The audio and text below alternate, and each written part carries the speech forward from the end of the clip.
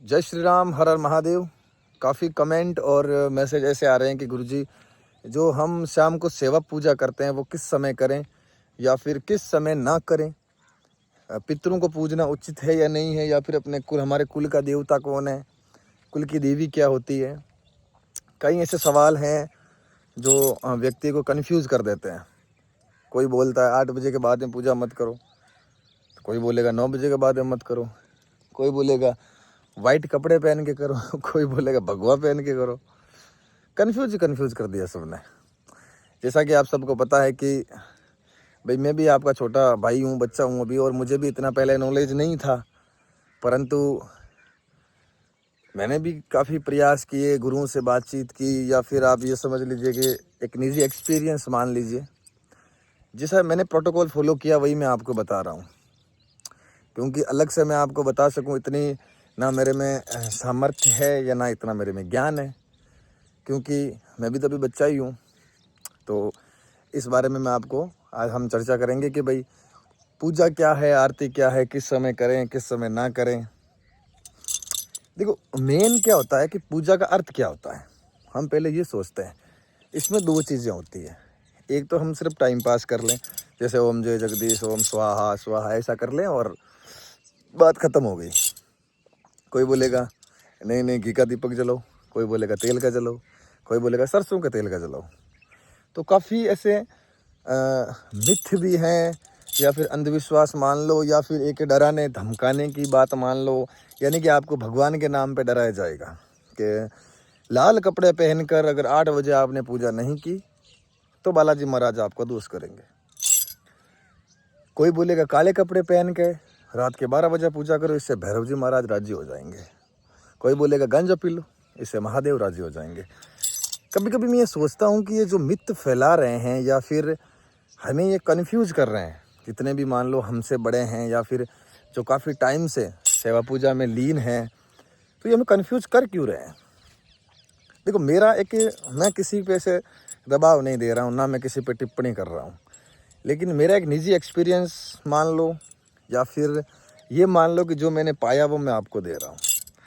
इसमें होता क्या है, जैसे मैं शिक्षित हूँ और जैसे मैं जॉब कर, जैसे मैं खुद मानवाधिकार सामाजिक न्याय आयोग भारत में भी कार्यरत हूँ, तो मेरे पास मैं क्या होता है, सुबह जल्दी सेवा पूजा करके निकलने की कोशिश करूँगा।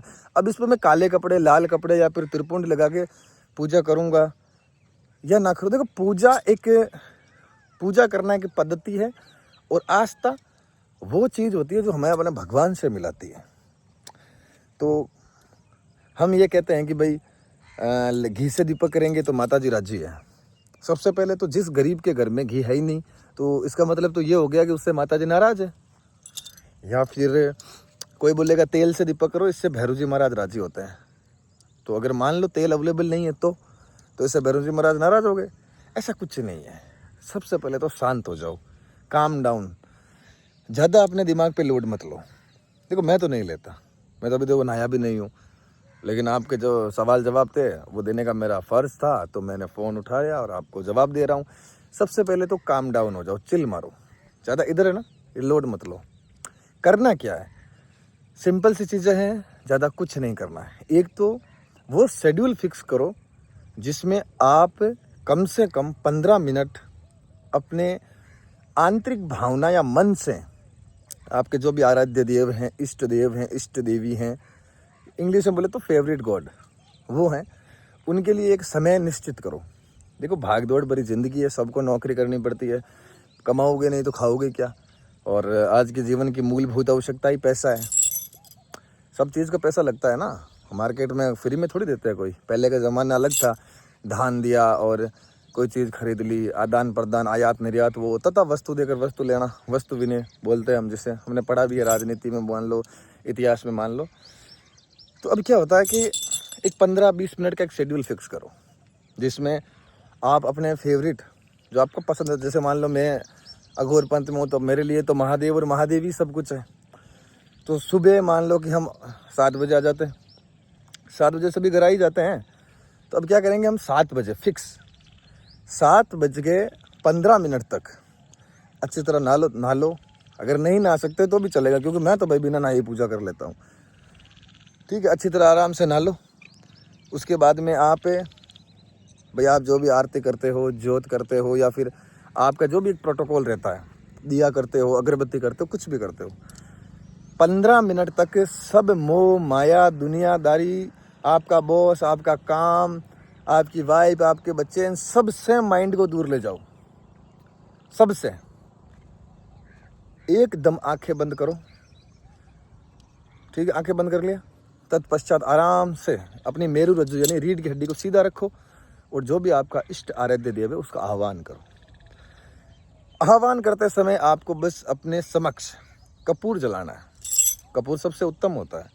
तो आपको कपूर जलाना, आपको ये बोलना है, मैं ना तंत्र जानता हूँ, ना मैं मंत्र जानता हूँ, ना मैं पूजा जानता हूँ, ना मैं पाठ जानता हूँ, ना मुझे आह्वान करना आता है, ना मुझे विसर्जन करना आता है। हे जगत जननी, हे राज राजेश्वरी, हे माँ भवानी, अति सौम्य अति क्रोधित, हे माँ तुम तो कृपालु हो और मैं तुम्हारा तुच्छ सा दास हूँ। हे महादेव आप तो कृपालु हो। आपने तो जो प्रकांड विद्वान था रावण, असुर प्रवृत्ति में था, उसको भी क्षमा कर दिया था। तो मैं तो एक आपके चरणों की धूल भी नहीं, मैं तुच्छ सा दास हूँ। मुझसे जो भी गलतियाँ हुई है या फिर भावी जीवन में गलतियाँ होगी, क्योंकि इंसान गलतियों का पुतला है, उन्हें क्षमा करें। आपकी जो भी एक रूटीन होता है, दिया अगरबत्ती कर लिया, कपूर सामने रख लिया, 15-20 मिनट तक अपना आराम से अपने जो भी आपका भगवान है जिन्हें आप पूजते हो उन्हें याद करो। याद करने के बाद में आपको एक लंबी सांस लेने, जो वैसे बोलना है, आज दिन में मेरे से जो भी गलतियां हुई, भगवान आपसे निवेदन है कि कल गलती मत करवाना। अगर गलती हो जाती है तो वो गलती मैं नहीं कर रहा हूँ, वो आप ही करवा रहे हो। क्योंकि मेरा जीवन, मेरा मरण, मेरा आज, मेरा कल, भूत भविष्य वर्तमान सब कुछ आपके हाथ में है।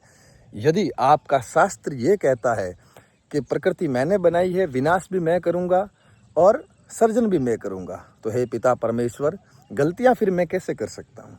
वो भी तो आप ही करवा रहे हैं। फिर मैं गलतियों को सुधारने के चक्कर में हवन कर रहा हूँ, पाठ कर रहा हूँ, भगत लोगों को पैसे दे रहा हूँ, डोरे करवा रहा हूँ, घर में कीले लगवा रहा हूँ। जन की हानि, धन की हानि और समय की बर्बादी। तो हे पिता परमेश्वर, मैं इन सब चीज़ों से मुक्त होना चाहता हूँ। मैं अपने कार्य में लीन हूँ। मेरी जिम्मेदारी, मेरे घर की जिम्मेदारी, मेरे ऑफिस की जिम्मेदारी, मेरे कार्य की जिम्मेदारी आपकी है, अब आप संभालो। कहने का मतलब है, आपको 15 मिनट के लिए आपकी जो भी पूजा की जो भी आपकी पद्धति होती है, उस पद्धति को आराम से करो। सुबह शाम आराम से आप दिया अगरबत्ती करो। 15 मिनट के लिए अपने आराध्य देव में विलीन हो जाओ। और सबसे बेस्ट टाइम जो मैं फॉलो करता हूँ वो 7 बजे से लेकर 7:15 तक। उसके बाद में खाना वाना खा के आप रेस्ट करो। उससे पहले यदि आप काम वाम करते हो वो भी हो जाता है। एक चीज़ याद रहे, मदिरा और मांस का सेवन नहीं करना है। ये क्यों बोल रहा हूँ मैं? मदिरा आपके दिमाग को भरमाती है और मांस आपके शरीर में कामुकता उत्पन्न करता है। कामुकता भी ज़रूरी है वैवाहिक जीवन के लिए, परंतु बोलते हैं ना, हर चीज़ में अति खराब होती है। तो यदि वही कामुकता आपने बाहर दिखाई तो ये अपराध भी है। और एक चीज़ आप ये भी करें कि जब कपूर जलाओ ना, तब कपूर के ऊपर से ऐसे एक हाथ घुमाकर आपको ये कहना है कि हे प्रभु, जब मैं बाहर निकलूँ ना तो मेरे मन में ये होना चाहिए कि मेरी अर्धांगिनी के अलावा सब मेरी माताएं हैं, मेरी बहनें हैं, तो मेरे मन में कुविचार ना आए। जब आप ऐसे मांस मदिरा का भक्षण आप नहीं करोगे, सेवन नहीं करोगे, तो आप में कुविचार भी नहीं आएंगे। और इसके अलावा सुबह भी 7 बजे, शाम को भी 7 बजे, या फिर 7 बजे आप ड्यूटी पे जाते हो तो 5 बजे कर लो। लेकिन द मोस्ट इम्पोर्टेंट बात, पूजा करने से पहले अपने माता पिता के चरण अवश्य स्पर्श करें। यदि किसी के माता पिता नहीं है तो आप अपनी बच्ची के चरण स्पर्श कर सकते हैं, अपनी बहन के कर सकते हैं, अपनी दादी जी के कर सकते हैं, क्योंकि शक्ति का मूल स्वरूप स्त्री है। देखो, मेरे हाथ में आपको नेल पॉलिश दिख रही होगी, परंतु इस हाथ में नहीं है। इसका रीज़न है अर्धनारीश्वर। आपने फोटो देखी होगी ना, आदि शिव जी आदि पार्वती। शक्ति का जो मूल स्वरूप है वो है अर्धनारीश्वर, यानी कि स्त्री पुरुष का जो मेल होता है वो एक परस्पर है ना, आराम से इस प्रकृति को चला रहे हैं। यदि आप ऐसे मुँह ऊंचे करके बोलते हो स्त्री कुछ नहीं है, स्त्री तो तुच्छ है, वो मेरी वाइफ है, वो मेरे पैरों की जूती है, उस वक्त आपका विनाश तय है। यदि आप किसी स्त्री का अपमान करते हो तो उस वक्त आपका विनाश तय है। यदि आप अपनी अर्धांगिनी को, अपनी बहन को, अपनी माता को, अपनी दादी को, अपने मोहल्ले में से जो स्त्री है उसको गाली देते हो तो आपका विनाश तय है।